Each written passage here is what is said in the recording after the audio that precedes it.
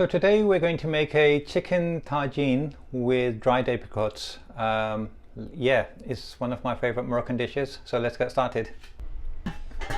Okay, so we're going to start with, we've got a big pot because we're going to cook everything in here. And to start with, let's put some olive oil in here. I'm just going to do it by maybe about 2 tablespoons, a bit more. And then turn the flame on.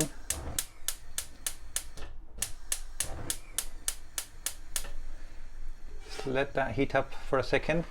And then what we're going to do is, before anything, I've got 6 chicken thighs here.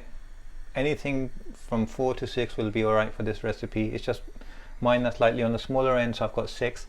What we're going to do is we're going to fry these just to seal them, then take them out, and then put all the spices in and everything and start from there. So I'm just going to wait for the oil to heat up, and then we'll do that. Okay, so what we're going to do is put it the skin side down, and I'll see how many I can fit.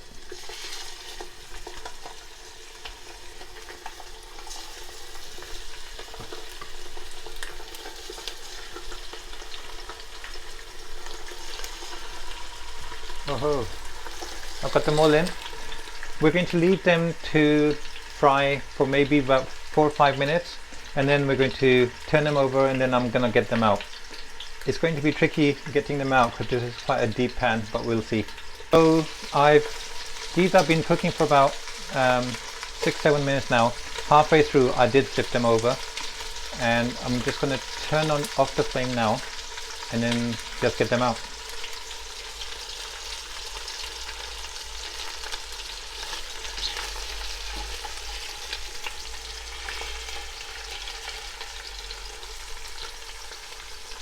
That's one.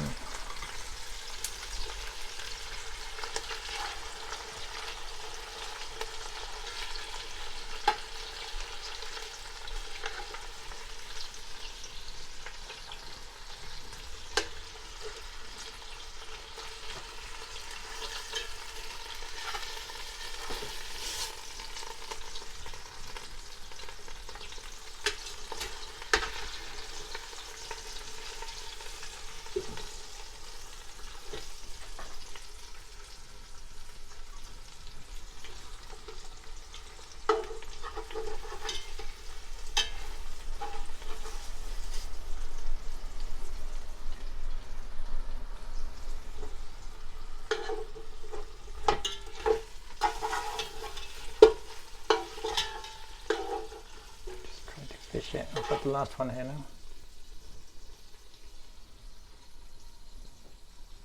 Okay, so now in that same pot we still have some oil remaining in here. I'm going to turn the flame back on, and we're going to start putting all the ingredients together for the sauce and everything. So let's start with, I've got 1.5 chopped onion here, 1.5 big size onion chopped into pieces. Again, everything's going to be in the recipe, the notes on the video. Let me tip these in.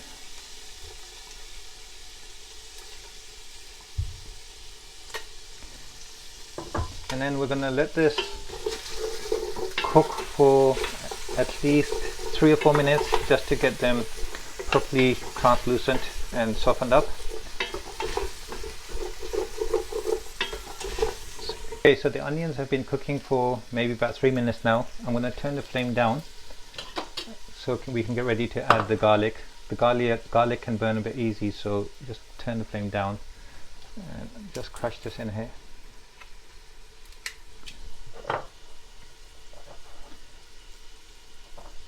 I've got smaller bits of garlic, so I just add more than the recipe suggests.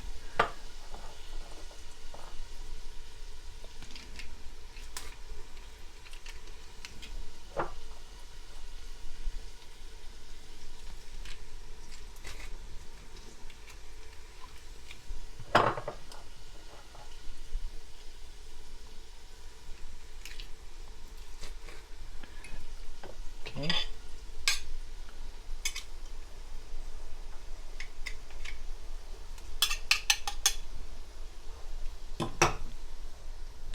Okay, so I'm just going to let this onion and garlic mix just cook for another 2 or 3 minutes, just so that the garlic taste kind of goes away a bit, and then we'll add the spices. Okay, so this has been cooking for a couple of minutes, or 3 or 4 minutes. What I'm going to do is I'm going to add a stock cube. I'm going to crumble it in here. Normally you're told to add the stock cube to water and then add the stock in here, which does make sense, but I like to actually add the stock while everything is still frying. It just lifts the taste up a bit. Mix that in and then add some of the spices. So I'm going to start with the paprika,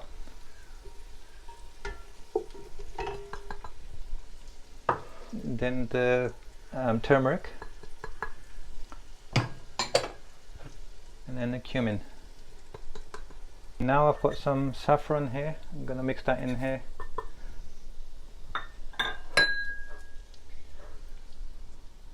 Ginger,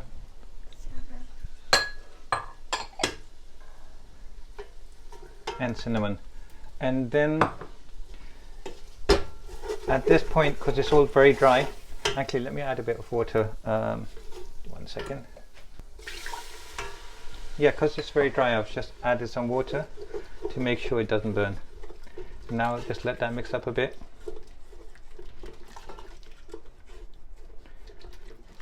And let it cook. I haven't added any chili powder, cumin, chili powder, just because the kids probably don't want it too spicy, but you can do that. Just maybe don't make it too spicy, because normally the tagine's not a very spicy dish. While this is cooking, tagine is actually the name of the dish that we cook in. You've probably seen it. It's like a dome on top of the base. It's a brilliant dish, but actually traditionally it's not really used that much anymore for the actual cooking. I was in Morocco. I actually got a cooking course with my daughters from the professional chef in the hotel we were staying in, and I saw that even they didn't use that. They were using pressure cooker actually to make the tagine, but at the end they tend to serve in the tagine to their guests. Okay, I'm going to just turn the flame up. Actually, turn it on. Yeah, turn it up. Let this cook for another 2 minutes, and then I'm going to add the tomatoes to it. Okay, so now I've got all the spices, the onion, the garlic, reducing in here, and now I'm going to add the tomatoes.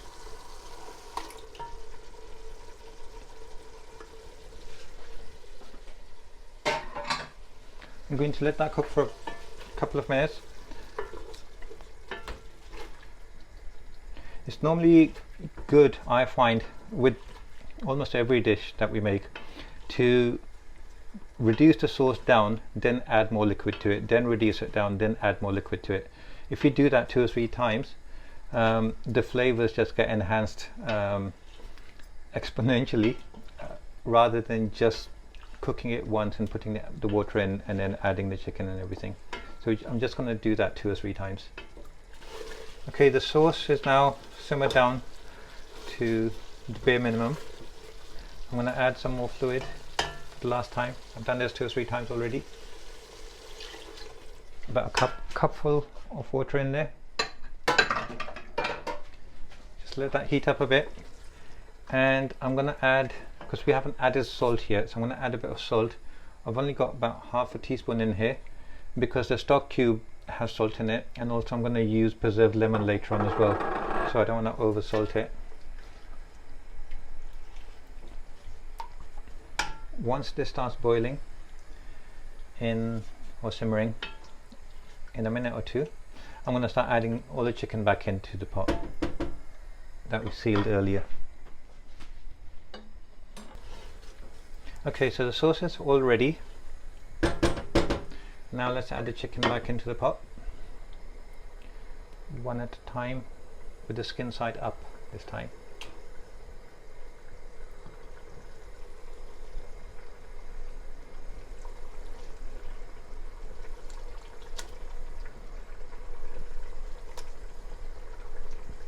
Okay, that's good.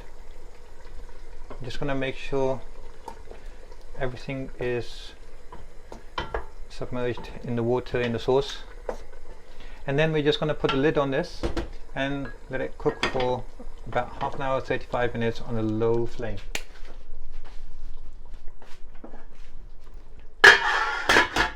There we go. It's been about 30 minutes. Everything's ticking along perfectly. All I did is that just picked up the lid like 10 minutes ago or something and added a little bit more water to it, but otherwise it's just kind of, I've just left it alone. In a minute we'll see how everything's going, and we'll add the dry fruit and other things as well.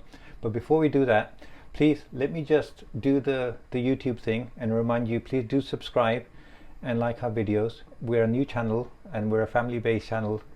My daughters, my sister, my nieces, nephews, everyone's going to chip in and give you their favorite recipes as well.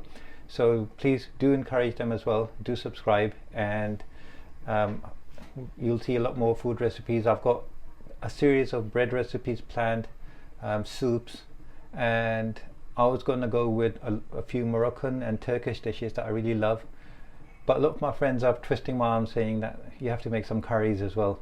I wasn't going to go for that initially, just because that's some kind of the food that I eat at home every day and I'm kind of a bit bored. I wanted something different. But if you guys want, I can do that as well. We can add some curries to the list of things that are coming up as well. So let us know what you like and what you would like to see more of. So with that, now let's just lift this dish lid. Can you bring the camera close? Is it possible to see what's going on inside? Everything's perfectly fine. I don't think we need any more water at this stage. So what we're going to do is now add the dried apricots. I haven't chopped them up or anything. I'm just going to add them like that. It's going to add loveliness to the flavor, but it's also going to thicken the sauce up a bit as well. And you're going to have a lovely mix of different flavors in there, from sweet to savory. So I've put that in. And now I've got these olives that I've pitted and chopped up. I'm just going to throw those in as well. So yeah, as you know, olives are salty, and then the preserved lemon is salty, and that's why I didn't add a lot of salt at the end. I can just test how things are going with this seasoning. So here's the preserved lemons. I don't know if you guys have ever tried preserved lemons before. It's kind of used in almost every Moroccan dish, and it is really lovely. It just adds a lot to the flavor. So if you have got a shop that does preserved lemons nearby, then definitely I would suggest getting some. Otherwise, one day I'm going to make a recipe as well. I'll show you how to make preserved lemons at home. So those slices I'm just going to spread across throughout the dish.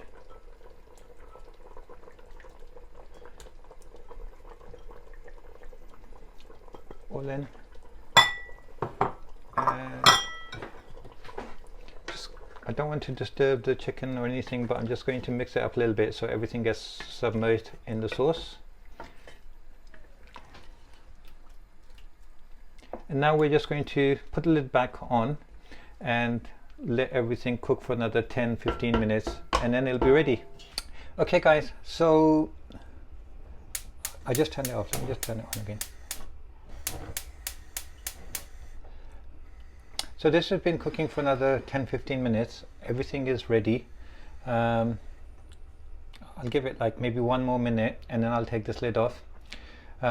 Just to let you know, basically we can have this, you can eat this with crusty bread, you can eat it with couscous, rice, anything you like really. I was actually, today we went to the shop, and let me show you, we found this rice. It's Iranian rice, Sadri Hashmi rice, and you can't smell it, but this is smoked rice and it smells amazing. But I have no idea what this is going to taste like. I hope the smoky taste isn't going to overwhelm the dish, but I'm going to try this. I didn't want to capture it on camera in case everything goes wrong, but if this, I'm going to cook it tonight, and if it cooks well, then I'll make a video for that as well. It's quite expensive rice. It was 2 kg for about £10.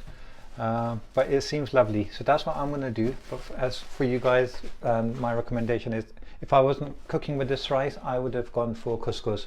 It's easy to make and it's delicious and it's Moroccan.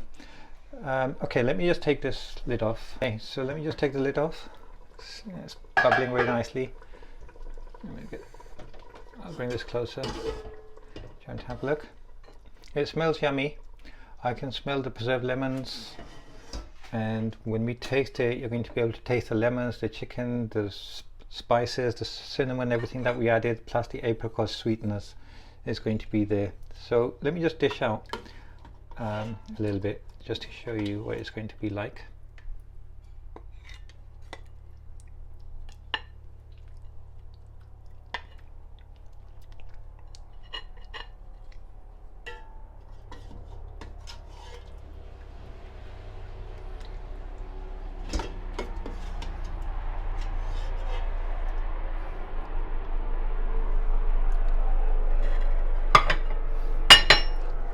Here it is, 1 second. And I would top that up with a bit of parsley dressing. And yeah, tell me what you think. I'm gonna thank you all for watching, and I'm gonna thank my daughter for helping me record. It's hilarious. She's 13. I've been threatening her that I'm going to announce her name, her school, everything, so that her friends can watch. But she's been telling me that she's not gonna, because she's my editor as well, so she said she's gonna edit everything out, so she's got one on top of me. But anyway, she's also going to contribute some videos of things that she likes cooking. So yeah, please do subscribe, keep in touch, and comment. Let us know what you think about this dish, and let us know what you want to see in the future. Thanks, and see you next time.